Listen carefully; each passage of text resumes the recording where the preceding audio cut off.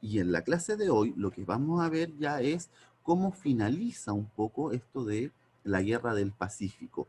Eh, Habíamos hablado entonces de las causas de la guerra, el porqué de la Guerra del Pacífico. Bueno, entre ese porqué, recuerden ustedes que estaba el tema de el tratado de límites con Bolivia, que no fue claro en un principio, un primer tratado, y luego al segundo tratado que se suma, se establece que Bolivia no puede cobrar impuestos o no puede subir los impuestos a las fábricas de salitre chilenas ubicadas en su territorio, sobre todo en la región de Antofagasta.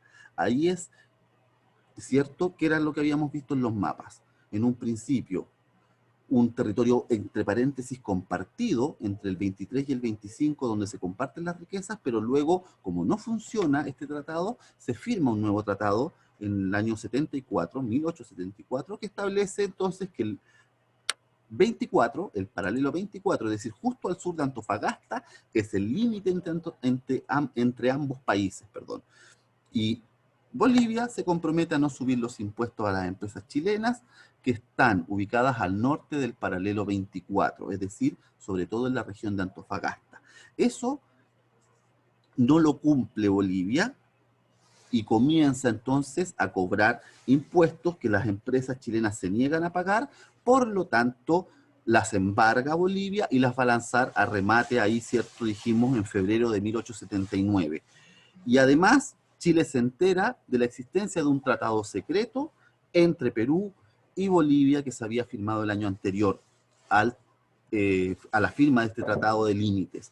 Por lo tanto, Chile se ve amenazado por ambas potencias. Perú quería controlar también todo el salitre de la zona sur para ellos, norte para nosotros, porque Perú estaba en un plan de estatizar las compañías salitreras, es decir, que fueran del Estado y el Estado las vendiera el salitre. Eso a quién no le convenía, a los ingleses. Los ingleses querían quedarse con las empresas salitreras y pagar impuestos, que fue un poco lo que ocurre luego de la Guerra del Pacífico, cuando Chile se hace dueño de las salitreras, las privatiza, se las entrega a privados y cobra impuestos por el salitre, que es el dinero que va a entrar finalmente entonces al Estado chileno. Y habíamos visto que había una correlación de fuerzas muy superior entre Bolivia y Perú a las que tenía Chile. Y además, acuérdense que les comentaba que en la zona central de Chile, en todo lo que está entre La Serena y Concepción, donde habita la gran mayoría de la población chilena, la guerra no interesaba para nada. En los primeros meses la guerra era impopular. ¿Por qué? Porque significaba a los hombres dejar los campos botados y tener que ir a pelear a una guerra que no entendían por qué era. Si hace una generación atrás o dos generaciones atrás se había peleado junto con Perú para independizarse de los españoles, ¿por qué ahora entonces una guerra contra Perú? No lo entendían, sobre todo los campesinos o la incipiente clase media de la zona central. Los hombres no querían ir a la guerra. Pero ¿qué pasó? Lo que conversamos la semana pasada. Comienzan las campañas militares y viene esto del combate naval de Iquique, que si bien es una derrota militar para Chile, la forma en que se dio la derrota, con la Esmeralda hundiéndose, ¿cierto?, con la bandera chilena en el asta, con el capitán de la embarcación Arturo Prat dando la vida al saltar al barco del Huáscar, entonces se vio en la prensa de la zona central como un acto heroico absoluto y eso ayudó a que muchos hombres entonces fueran a enrolarse para partir a la guerra, donde recibían un entrenamiento mínimo de un par de semanas, se les entregaba el uniforme, el arma, las balas y se embarcaban entonces en barcos en Valparaíso en rumbo a la zona norte de Chile, sobre todo a la ciudad de Antofagasta. Acuérdense que la guerra comienza con la ocupación del ejército chileno de la ciudad de Antofagasta, la cual, si bien era boliviana, la gran mayoría de sus habitantes eran chilenos. Por lo tanto, fue una ocupación pacífica, por así decirlo, sin un tiro de la ciudad de Antofagasta que pertenecía a Bolivia.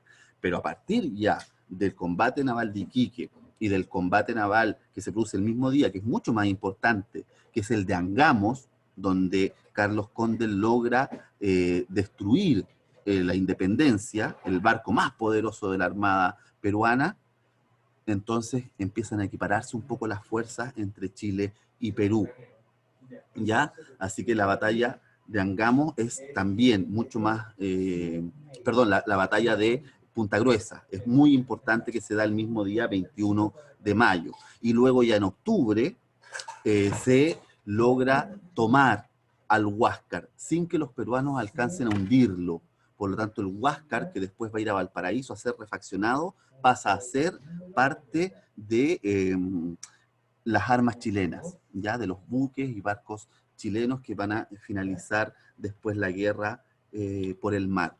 Pero viene la campaña terrestre, que es importantísima. Aquí es donde la guerra ya se da de verdad, en el campo de batalla.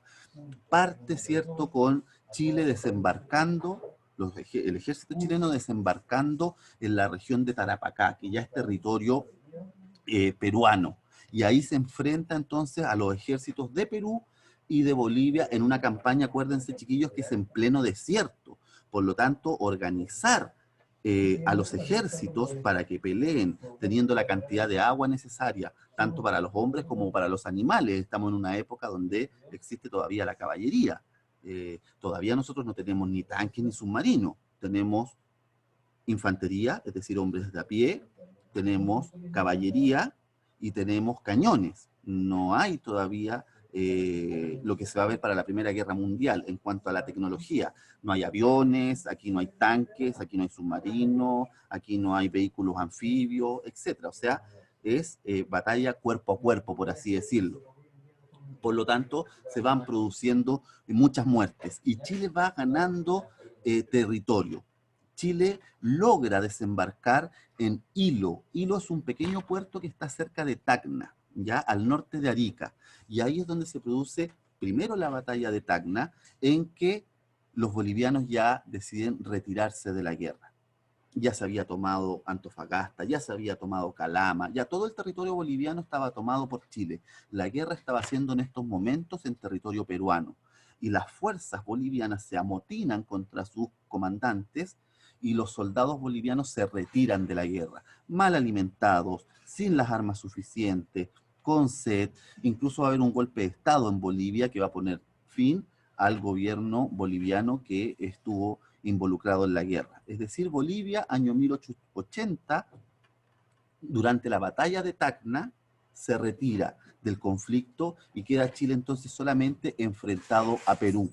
Y viene entonces ahí una quizás de las mayores proezas que logra el ejército chileno en esta guerra, que es la toma del Morro de Arica. El Morro de Arica es un cerro, una roca grande que está en la ciudad de Arica, que está hoy en día muy cercano al mar, pero en esa época prácticamente cortaba el terreno, porque las olas chocaban en el morro. Por lo tanto, era muy importante desde el punto de vista estratégico tomar el Morro de Arica, porque lograba uno vigilar desde ahí todo el avance que pudiese haber del ejército chileno que viene desde el sur o del ejército peruano que viene desde el norte.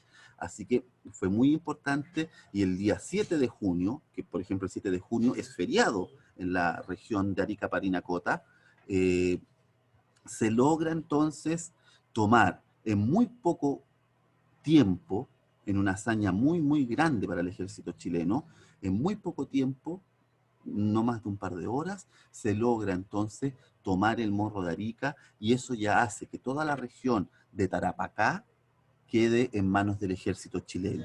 Y ahí viene una mini pausa en que se tiene que reorganizar el ejército peruano, que va acercándose hacia su capital, hacia Lima, más hacia el norte, y entonces viene el ingreso ya con toda la fuerza del ejército chileno a Perú para terminar la guerra. Hasta esto, de la toma del Morro de Arica, ya se había cumplido el objetivo de quedarse con todas las riquezas del salitre para Chile. Hasta Arica es donde estaba la riqueza salitrera, por lo tanto, ya Chile se hizo de su objetivo principal, que era hacerse dueño de las industrias de salitre del Perú. Esto, entonces, logra Chile el objetivo en muy poquito tiempo, estamos hablando, imagínense, de en un año y medio, ganar la guerra, por lo menos en la parte de Antofagasta y Tarapacá, que era lo que a Chile le interesaba.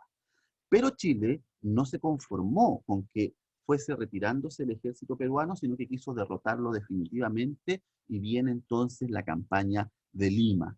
Después de unos meses en que se aumenta la cantidad de hombres y aumenta también la preparación del ejército chileno, Chile avanza por territorio peruano a una velocidad muy rápida, llegando a la ciudad de Lima.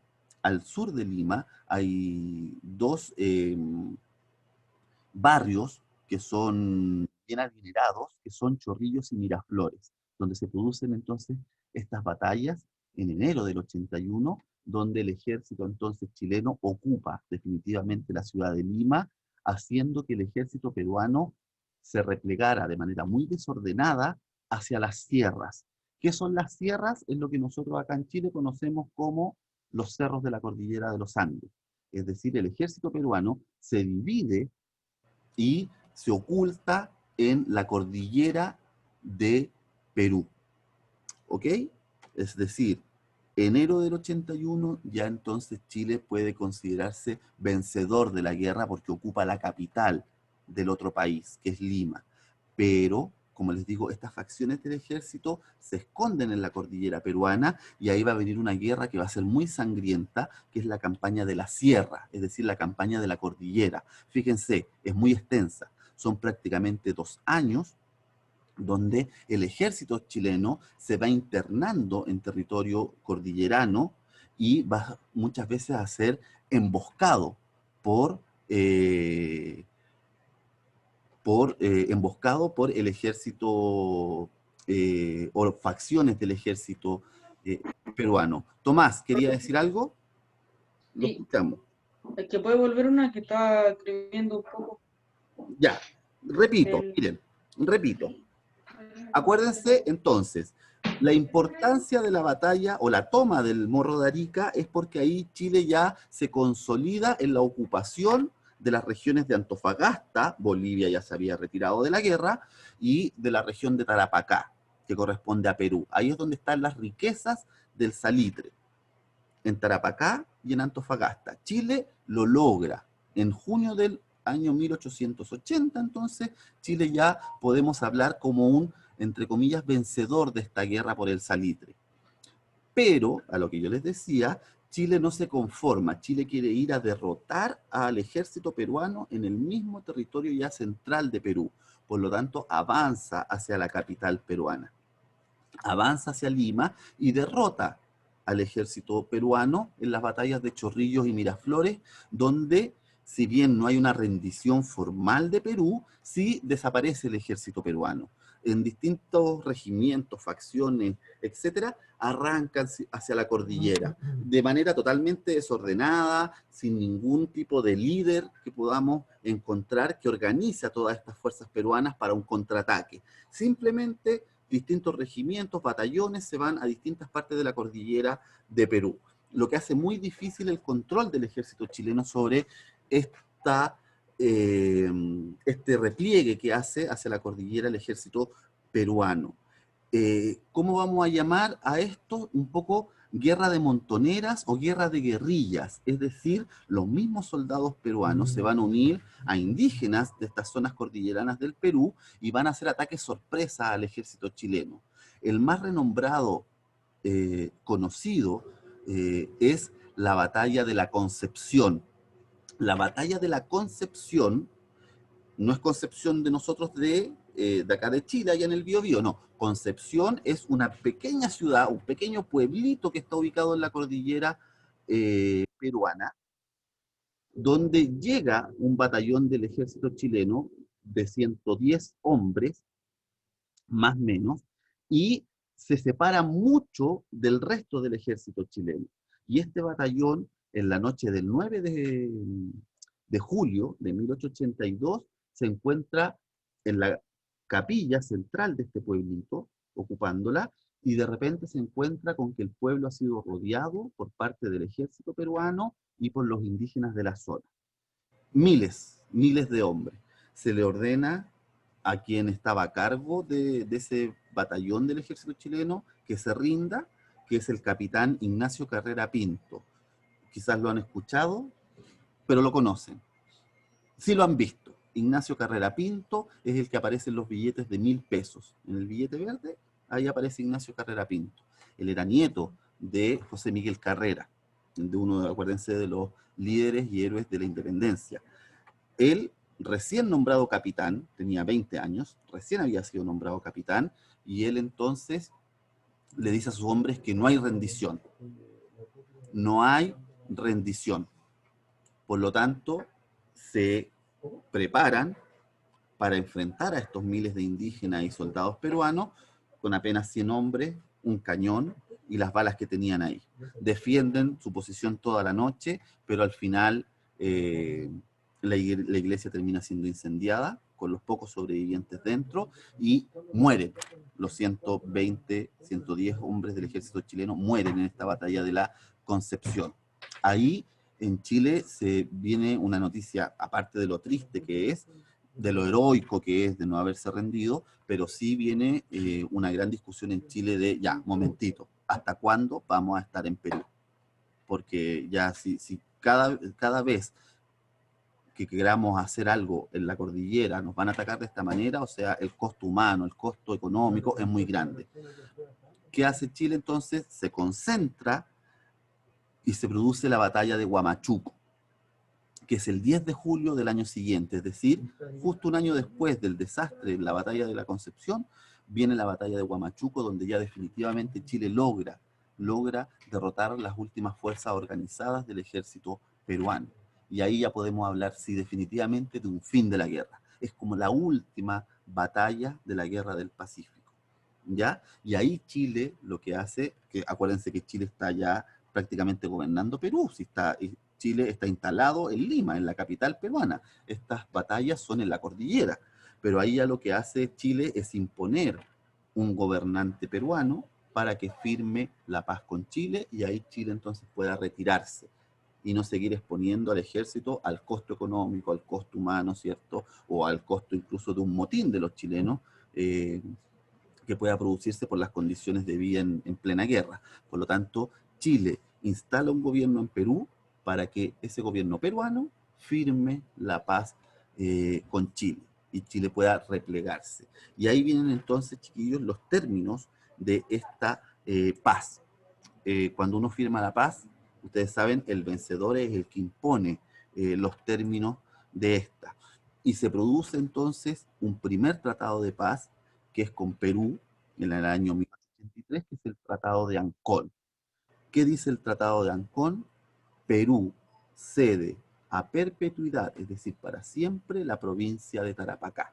La provincia de Tarapacá, entonces, que era peruana, donde estaban concentradas las mayores riquezas del salitre, Perú se las cede, hay un pago de por medio, chiquillos, Chile igual le paga cierta cantidad de dinero a Perú, pero Perú tiene que aceptar, es el derrotado en una guerra, por lo tanto, si bien recibe el dinero y todo, tiene que aceptar ceder perpetuamente la provincia de Tarapacá a Chile.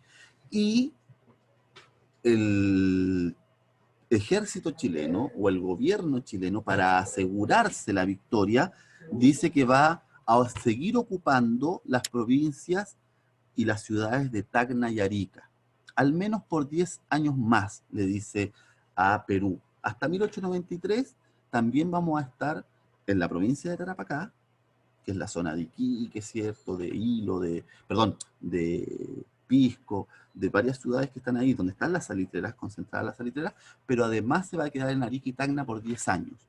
Luego, dice el tratado, se va a hacer un plebiscito en que los mismos habitantes de Tacna y Arica van a decidir a qué país pertenecen, si quieren pertenecer a Perú o si quieren pertenecer a Chile. ¿Qué quiere decir esto? Que la gente iba a decidir. Al final el plebiscito nunca se hizo, chiquillos, por si acaso, como spoiler. Nunca se hizo este plebiscito, hubo que esperar varias décadas para llegar a un acuerdo final. Con Bolivia, Bolivia ya se había retirado antes de la guerra, perdón. Bueno, se hizo un tratado de paz con Bolivia, también una tregua que se llamó, y esa tregua dice que entonces todo lo que ocupaba Bolivia de costa, que era el paralelo 23, queda bajo la ocupación chilena. Es decir, Bolivia también cede a perpetuidad la región de Antofagasta. Y el límite, que después se va a establecer ahí un límite tripartito entre Argentina, Bolivia y Chile más adelante, pero el límite de Bolivia básicamente va a ser la cordillera de los Andes. No va a pasar hasta a este lado de la cordillera. Es decir, todo el valle y costa de la zona de Antofagasta, Calama, el Valle de la Luna, todos esos territorios pasan a ser entonces chilenos. Como Bolivia queda encerrado sin salida al mar, queda encerrado porque al otro lado de Bolivia está Paraguay, que tampoco, perdón, tiene salida al mar. Y debajito está Argentina, que sí es la que tiene salida al mar. Por lo tanto, Bolivia queda atrapada entre países, no tiene salida al mar. ¿Qué hace Chile en ese momento? Le dice que le concede franquicias, es decir, le concede facilidades de no pagar impuestos para usar los puertos de Antofagasta y de Arica. Ya incluso Chile va a construir a costo propio un ferrocarril que se va a llamar el ferrocarril de Arica a La Paz, que va a ser financiado por Chile y que Bolivia va a poder ocuparlo gratuitamente para bajar sus productos al puerto de Arica y de ahí salir y vender al mundo. Esa condición se mantiene hasta el día de hoy, chiquillos. Si bien el ferrocarril Arica-La Paz ya prácticamente no se ocupa, sí Bolivia tiene franquicia para usar los puertos de Antofagasta y de Arica hasta el día de hoy. La paz definitiva. Acuérdense que estas son tratados para finalizar la guerra. Ahora, cuando quedan puntos pendientes, viene un nuevo tratado. Bolivia, entonces, repite, perpetuidad la provincia de Antofagasta, es de Chile para siempre. Chile construye el ferrocarril entre Arica y La Paz, que va a ser inaugurado en 1913, y Chile entonces también le cede a Bolivia el poder transitar las mercaderías libremente y sin impuestos entre el altiplano, es decir, entre La Paz hasta los puertos o las aduanas de Antofagasta y Arica, donde no van a pagar impuestos y donde además van a tener ciertas zonas de control ellos para sacar sus productos libremente sin darle explicaciones a Chile, que va a ser el dueño de estos puertos.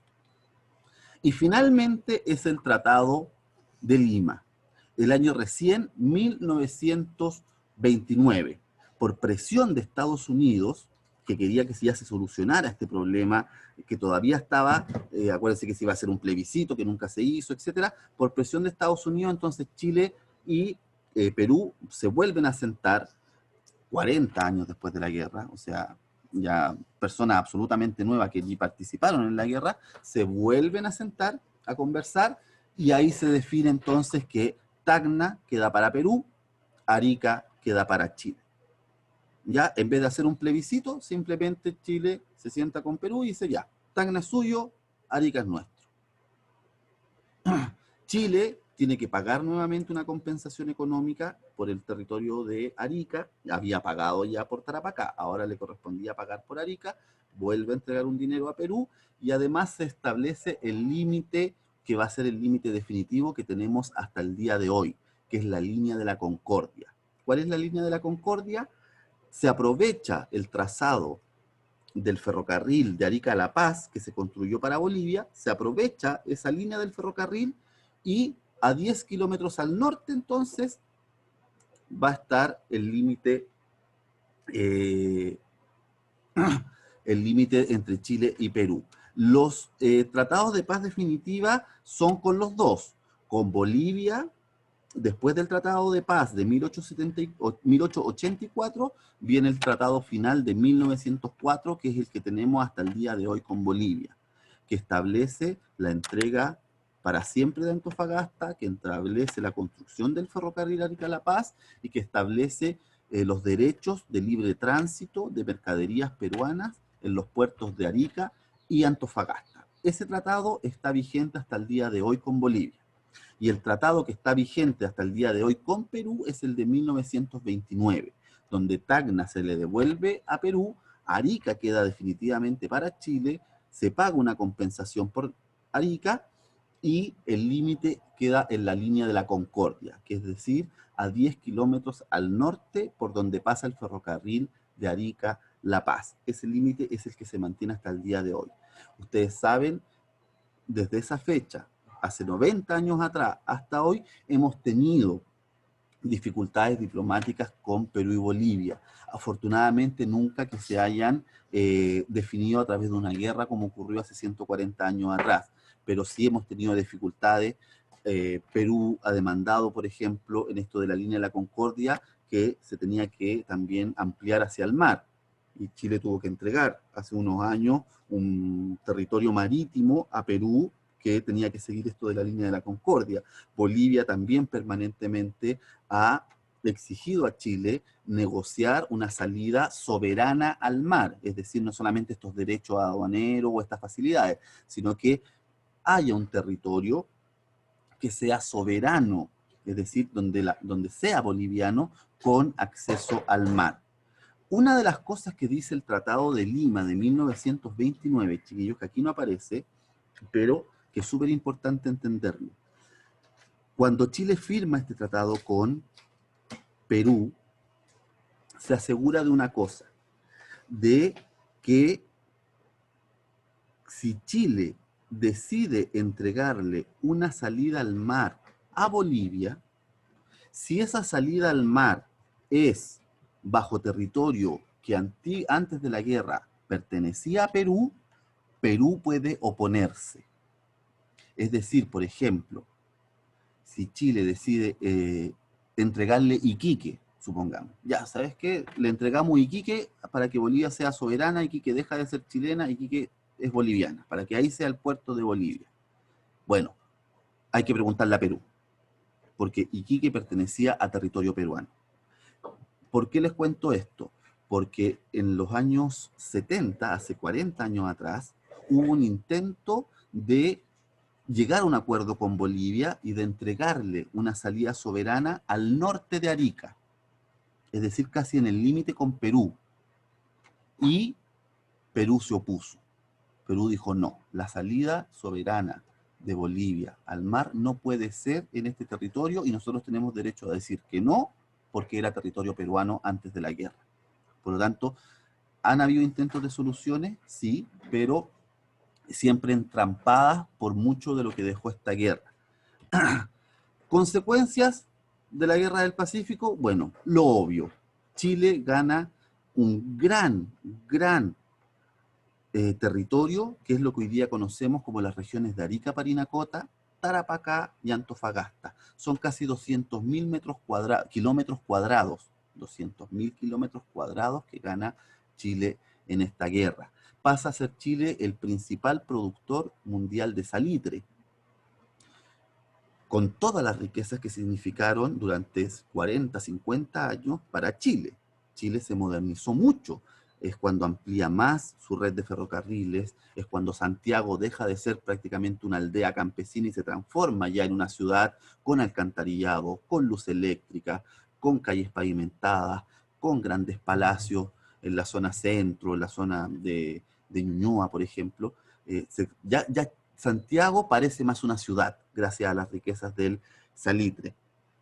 Y definitivamente, además, Chile se transforma en un país productor de minerales. Primero el salitre, después va a ser el cobre, ¿cierto? Y además Chile queda como, con un respeto como una potencia militar en América Latina, siempre debajo de Argentina y Brasil, que son países mucho más numerosos y con mucho más riquezas que Chile, pero sí un país que tiene una fuerza militar importante.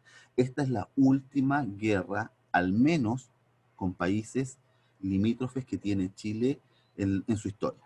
Ya va a cerrar el siglo XIX, todavía va a haber un conflicto muy grande para Chile que va a ser la Guerra Civil de 1891, pero ahí se van a ver enfrentados chilenos contra chilenos. Pero con extranjeros, esta ya es la última guerra, que la podemos llamar así, donde hay combate, ¿cierto? Y muerte. etcétera. Eso es un poco lo que tiene que ver con la guerra del Pacífico. Me voy a cambiar aquí, chiquillos, para que veamos también algunos detalles eh, de consecuencias. Como les decía yo, lo territorial es lo principal de las consecuencias. Chile se hace de un gran territorio, Perú pierde su riqueza salitrera, se convierte en el principal ingreso de Chile, Bolivia pierde su acceso al mar y también pierde su salitrera, ahí en la región de Antofagasta. Es entonces todo lo que está ahí marcándose en la diapositiva, lo que logra Chile ganar del paralelo 24 hasta casi el paralelo 17. Todo ese sector de la costa pacífica que pertenecía a Perú y a Bolivia entonces, las gana Chile y es donde además están concentradas las salitreras. Las salitreras. Ahí está lo que yo les decía, casi 200.000 entonces kilómetros cuadrados, se anexa al territorio chileno, provocando esto que está en la fotografía, una riqueza para Chile muy importante, muy importante. Y la instalación obviamente de oficinas salitreras que va a cambiar también mucho, y eso lo vamos a ver la próxima clase, que se va a llamar la cuestión social. ¿Por qué va a haber un cambio tan importante? Porque muchos de los campesinos de la zona centro-sur de Chile se van a ir a trabajar como mineros al norte. Va a haber una gran migración de chilenos a las oficinas salitreras. El norte se va a transformar en una zona muy poblada, pero además donde van a haber muchos problemas con los obreros del salitre. Y vamos a ver que en Chile se va a hacer muy común la palabra huelga, la palabra matanzas, las palabras eh, represión, la palabra derechos laborales, etcétera, que es lo que vamos a terminar en historia en este año para ya después de ver la parte de economía. Así que eso lo vamos a cerrar la próxima semana para que en 2 semanas más, chiquillos, hagamos una prueba, ¿ya? Sobre esto, sobre lo que tiene que ver con las consecuencias que tuvo en la clase dirigente y en la clase obrera el tema del salitre y cómo vivían los chilenos de esa época. Así que, y ahí está, pues, las construcciones que logra Chile, la estación central, que ustedes la conocen, se logra gracias a las riquezas del salitre. Fue diseñada en los estudios franceses de un arquitecto de apellido Eiffel, el mismo que hizo la torre, en su mismo estudio de arquitectos se diseñó la estación central chilena, la luz eléctrica, los tranvías, el alcantarillado que todavía existe en Santiago Centro, todo eso se va a construir gracias a las riquezas, el parque forestal, etcétera, va a ser el Palacio de Bellas Artes, todos esos edificios, el Mercado Central, edificios que todavía se mantienen en la zona centro de Santiago, van a ser construidos gracias a las riquezas que el Estado logra a través del cobro de impuestos por la producción del salitre. Y bueno, ¿y qué pasó con los otros países? Perú pierde los territorios y va a tener varios conflictos internos que van a desembocar en una guerra civil en 1895. Y Bolivia también pierde su territorio, pierde la salida al mar, transformándose en un país entonces mediterráneo, rodeado de otros países, y su ejército y economía obviamente también sufren mucho por la pérdida del salitre. Eh, eso chiquillos. Lo vamos a dejar hasta acá. Existe siempre en la formación de Perú y Bolivia la idea de algún día recuperar estos territorios. Esto es un monumento que está en Bolivia donde se invita a recuperar la ciudad de Calama y Antofagasta. Y si ustedes van a la ciudad de Tacna, también hay un monumento a Miguel Grau para que invitan en el fondo también recuperar la zona de Arica y Tarapacá. Siempre está en la ideología de estos países tratar de recuperar estos territorios. Así que, chiquillos, lo vamos a dejar hasta acá hoy día. Muchas gracias por... Vamos a dejar de compartir. Ahí. ¿Alguna consulta, muchachos, que ustedes tengan?